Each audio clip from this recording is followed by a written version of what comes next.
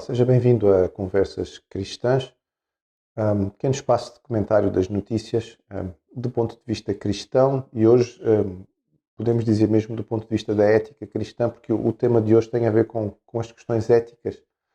Foi notícia, não foi talvez capa de jornal, mas chamou a atenção e certamente despertou a curiosidade de muita gente que prestou atenção nesta informação. Aconteceu em Baltimore, nos Estados Unidos, no estado de Maryland, dentro do centro clínico da Universidade de Maryland, a primeira cirurgia com sucesso no transplante de um coração de porco para um ser humano, porco geneticamente modificado.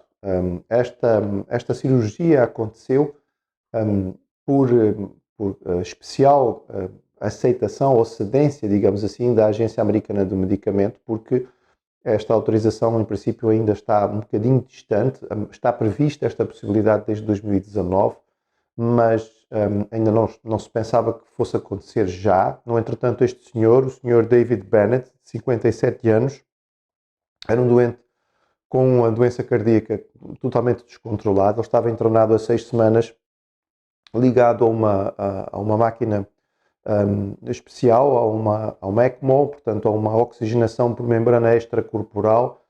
A probabilidade de sobrevivência dele era muito pequena e ele não tinha tempo para ficar à espera de um coração compatível, sendo que há outras pessoas na lista, evidentemente a quantidade de pessoas à espera de transplante é muito grande. Então, em condições especiais, foi autorizado que esta cirurgia fosse feita. O senhor foi colocado diante daquilo que ia acontecer, ficou informado de tudo aquilo que se ia passar e aceitou, porque, no fundo, era a possibilidade de sobrevivência que ele tinha.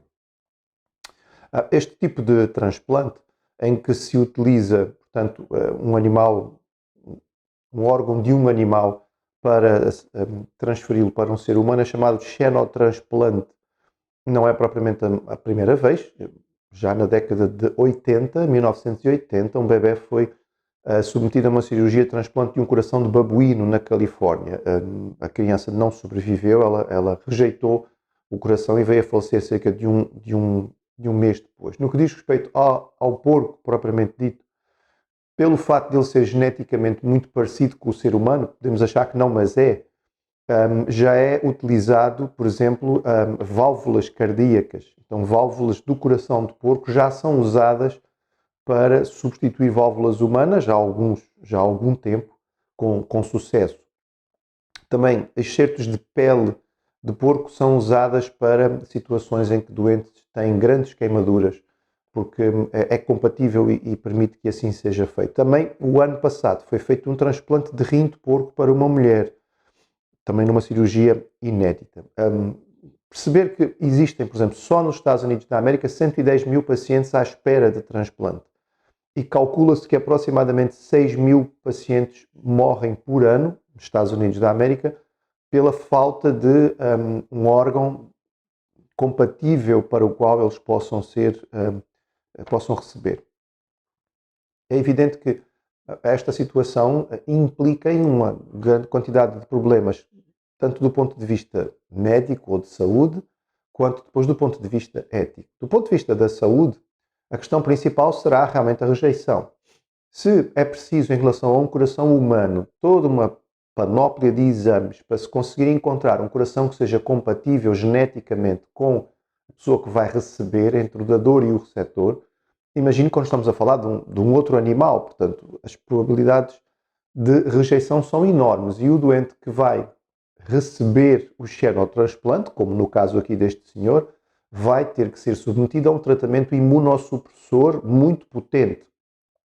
Isto trará ou poderá trazer muitas complicações, nomeadamente a imunidade dele fica muito baixa, o risco de infecções é muito alto e, portanto, este doente às vezes até consegue ir suportando o tecido que foi transplantado, mas acaba por adquirir outro tipo de patologias, infecções variadas, ainda mais em ambiente hospitalar que é tão contaminado, as superbactérias estão por aí e o doente às vezes não sobrevive por causa disso.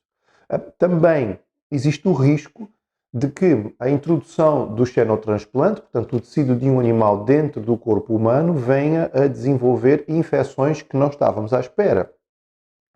A interação entre entre estes dois tecidos, porque evidentemente que quando se coloca um tecido de animal dentro do ser humano, aquilo tem que ser feito de tal maneira que depois a corrente sanguínea possa alimentar aquele tecido animal para que ele possa sobreviver e ser recebido como parte do corpo humano. E isto pode provocar alterações que levem a infecções que nós não estamos habituados, que nós não estamos à espera. E, portanto, isto tudo poderíamos, de algum modo, dizer isto de brincar de Deus, não é? Pode, às vezes, correr muito mal, não se sabe ainda. Se tudo correr bem, e não se sabe, é muito cedo para dizer isto, uma rejeição pode levar semanas ou meses a se desenvolver, mas se tudo correr bem, de qualquer maneira, não é de esperar que isto passe a ser uma coisa rápida, ou seja, logo vamos ter aí uma quantidade de porquinhos a produzir corações para serem transplantados. Não é bem assim. As coisas são um bocado mais complicadas. É de notar que este porco foi geneticamente modificado. Isto significa o quê?